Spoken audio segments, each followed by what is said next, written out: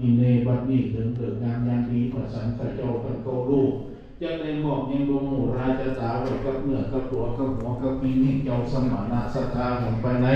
ไม่มีท่านพระสมุบัณฑิตปันติโตพร้อมกับด้วยศิษยานุศิษย์พร้อมกับด้วย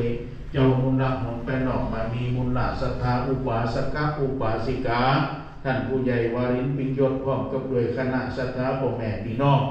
บ้านนาคอยผู้คู่ผู้คนและต่างบ้านต่างจ้องได้มารวมกันทำบุญในที่ค้าการหลักบัดนี้ได้มาเล็งหันสังขารละธรรมบ่มันปดเตียงรูปความอย่างไปมามุลาสตาปาขันมาต้องแต่งแปลงนอกน้ำบานยังเครื่องขี่ยาผูกจามีแม่กำสลีหัวใจบอกน้ำบอกใจบอกเขาเปลือกบอกเขาสารหนอกกล้วยหนอกอ้อยจอดหน่อยจงใจทีละนาปัจจัยหมักเมียงปุยามาตั้งไว้กับของสองนาสมุขีฐานะพัทไหลรัตนะพันแก้วพระเจ้าแก้วสามประการบัดนี้ได้หนิมันตนาพระสังฆเจ้ามังกตัมปริตามงคลสังวัดส่วนที่ย้ายเป็นที่ปริปุณณพรหลงมนด้วยเตจาบารมีคุณเน่งพระพุทธเจ้าพระธรรมพระเจ้าพระสังฆเจ้าคุณพระปิตาคุณพระมารดาคุณครูบาอาจารย์คุณหลวงเจ้าทั้งหลายบุญญาบารมีบุญญาวินิหารสิ่งศักดิ์สิทธิ์เจ้าทั้งหลายทุกใดอนุโมทนาในโกรกระกุศลเจ้าสมณะศรัทธาพร้อมกับเลยมุลละศรัทธากุมาระกุมารีเจ้าทั้งหลายได้กระทำในที่ค้าการหลับวันนี้ได้ปากันปล่อยผลเสียยังครอบน้ำ3-4เป็นต้นว่าครอบปีครอบเดือนครอบวันครอบยามครอบมารับเมื่อตื่นครอบบัดหยักตั้งเตียวครอบมาเกี่ยวมากิน30ครอบอยู่ไปนา50ครอบอยู่ไปหลังครอบเมื่อคืนโบหันครอบเมื่อวันหมู่ข้อเขาใส่นีที่โตโต๊ะเบียร์เสียของเสียเงินเสียทองเป็นถ้อยเป็นความเดือดเนื้อร้อนใจอันใดกูดีคือหลังงับกับหายออกจากวัดวาอารามเกหสถานบันจงมองเงินหนวดยันมหานา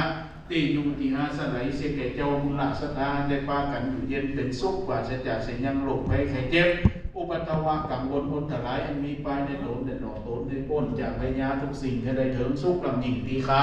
นำมาโดยสุภาพตั้งหลักแก้วหรือจังคานนำมาโดยลาวัสการน้อยใหญ่นี้จะไปผ่านนี้ให้ทั้งหมดไปโดยกายหญิงกระสุขสุขอันมีในกายเจตสิกสุขสุขอันมีในใจไปจุปีจุเดือนจุวันจุยามต่อแต่นั้นมากระทำปริตะมงคลพันธนากุศลอย่างนี้เมื่อได้แก่เทวพุทธเทวดาพญาอินพรหมยมราชผู้นำนำมวยสวนนางนันไทยเมตรอนนี้สรีพุทธรามาเจ้านาป่า32ตนชื่อบุญจำบาปตนชื่อจำเส้นการนำอย่างไปการก็ทำพญาเป่าครอบเจ้าทั้ง4ทั้ง8นั้นเตียวพัด8มอง12ราศีมีต้นพระอาทิตย์จันทร์การพุทธสุขเสาราหูเกตนพกาทั้งเก้านะครับตรึกเจ้ามีสัมเจตตัวแม่สวัสดีพระนี้เป็นเก้าเท่าเต้าเรวัติตัวเป็นปลายตัวใดเป็นปลาประคอบคือคนข่ายย่างไปเป็นโสมะตัวใดเป็นโสมะแล้วคือใดนำมายังโจกใจไม่ตีโจกปีโจกเดือนโจกวันโจกย้ำอายุปีอายุเดือนอายุวันอายุย้ำจาตาปีจาตาเดือนจาตาวันจาตาย้ำเสกเจ้าสมณะสถาและมุลละศรัทธาผู้เป็นเจ้าเสื้อเจ้าผ้าเจ้าเครื่องขี่ยาเจ้าเครื่องจตาจุคูจุคนจุใหญ่น้อยใจหญิงไปในที่ค้าการละบัดนี้ถึงเลิกยำดีพระสังฆเจ้าจะปุ๊กยังขาดทั้ง4ขันธ์ทั้ง5ดูบทบาทพระคาถาวะอาหังญาจติอายุติคาโภสัมมาสัมพุทโธอิติปิโสภะคะวานะโมพุทธายะนะโมธัมมายะนะโมสังฆายะสัมมิตาปุกัญญาปะอิติปิโสภะคะวาปัทวีธาตุคุณังมหามังคัลลสุตังอิติปิโสภะคะวาปุถะตุคุณังมหามังคัลลสุตังอิติปิโสภะคะวาเตโชธาตุคุณังมหามังคัลลสุตังอิติปิโสภะคะวาวาโยธาตุคุณังมหามังคัลลสุตังนะโมพุทธายะนะโมธัมมายะนะโมสังฆายะสัมมิตาปุกัญญาปะอิติปิโสภะคะวากะคะกะคะงะรูปะขันโธธาตุคุณังมหามังคัลลสุตังอิติปิโสภะคะวาจะสัจจะนะเวทนาขันโธธาตุคุณังมหามังคัลลสุตังอิติปิโสภะคะวาละตะละนะดะละหะนะสัญญาขันโธธาตุคุณังมหามังคัลลสุตังอิติปิโสภะคะวาตะทะตะนะสังขารขันโธธาตุคุณังมหามังคัลลสุตังอิติปิโสภะคะวา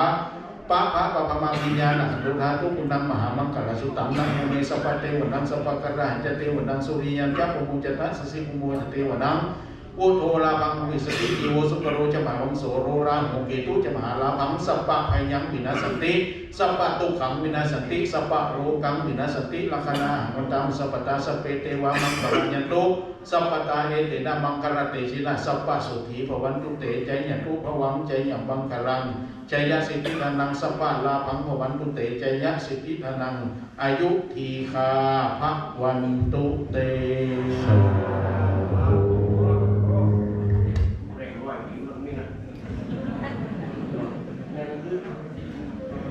จะได้บูชาพระพุทธและถวายภัตตาหารสำหรับทายทานแด่คณะสงฆ์นะครับตั้งนะโมพร้อมกันเด้อครับ นะโมตัสสะภะคะวะโตอะระหะโตสัมมาสัมพุทธัสสะนะโมตัสสะภะคะวะโตอะระหะโต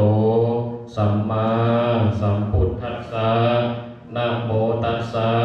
ภะคะวะโตอะระหะโต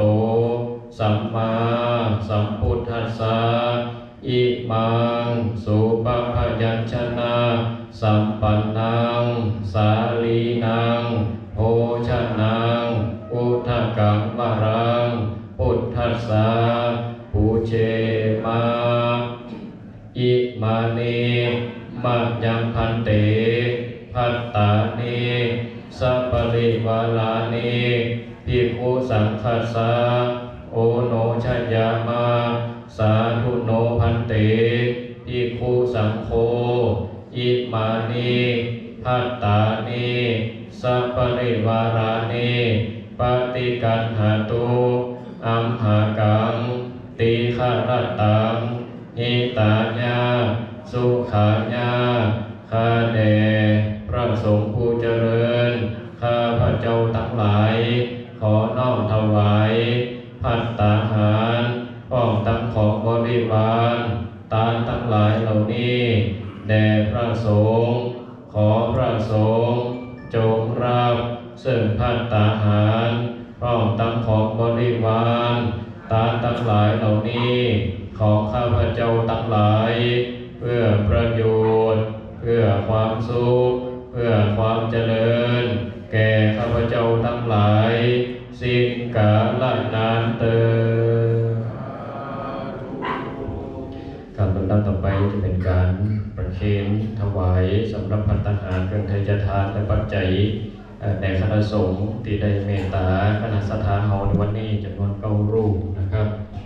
เรียนเชิญตามลำดับการปรารถนาเรียนเชิญตามลำดับดังนี้นะครับลำดับที่1นะครับถวายหลวงพ่อพระครูอาภรณ์ราชกิจองค์ประธานสงฆ์เจ้าภาพโดยท่านผู้ใหญ่วิเชียรเดชผลในการนี้ขอการปรารถนาท่านอาจารย์ราชสมุขบัณฑิตปันติโตเจ้าอาวาสวัดนาคอยได้เมตตาในองค์ถวายแด่หลวงพ่อครับลำดับที่2เรียนเชิญผู้แทนของพ่อในศรีลาใจแก้วเรียนเชิญครับลำดับที่3เรียนเชิญของพ่อแม่บุญนาคประหลาดลำดับที่4เจ้าภาพโดยท่านผู้ใหญ่วารินปิ่นยศเรียนเชิญท่านผู้ใหญ่ธัญรัตน์ธรรมลังกาผู้ใหญ่บ้านบ้านอำนาจเป็นเกียรติเป็นผู้ประเคนถวายเรียนเชิญครับลำดับที่5เรียนเชิญผู้แทนของพ่อแม่บุญศรีรัตนาลำดับที่6เรียนเชิญผู้แทนของพ่ออาจารย์ราตรีสนธิลำดับที่7เรียนเชิญของพ่อคุณต่อมโนฟูลำดับที่8เรียนเชิญผู้แทนของพ่อคุณนันทพลตันดีและลำดับที่9เรียนเชิญคุณหมอพรพิมลบุญศรีผู้รักษาการผู้อำนวยการโรงพยาบาลส่งเสริมสุขภาพตำบลตะนาวขอการปรารถนาและเรียนเชิญทั้ง9ท่านนะครับได้เข้าประเคนถวายสำหรับภัตตาหารและจตุปัจจัยทายทานแด่คณะสงฆ์ครับ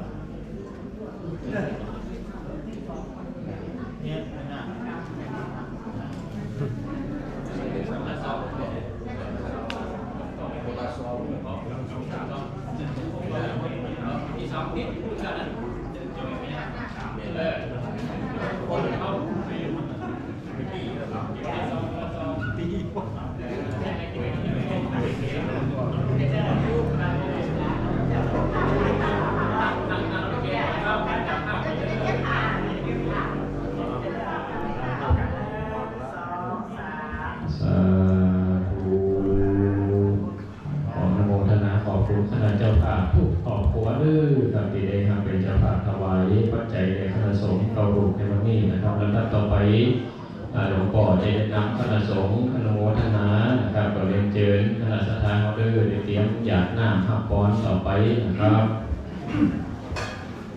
ยะถาวาริวะหาปุราปริปุเรนติสาคารังเอวะเมวะอิโตทินังเปตานังอุปกัปปติ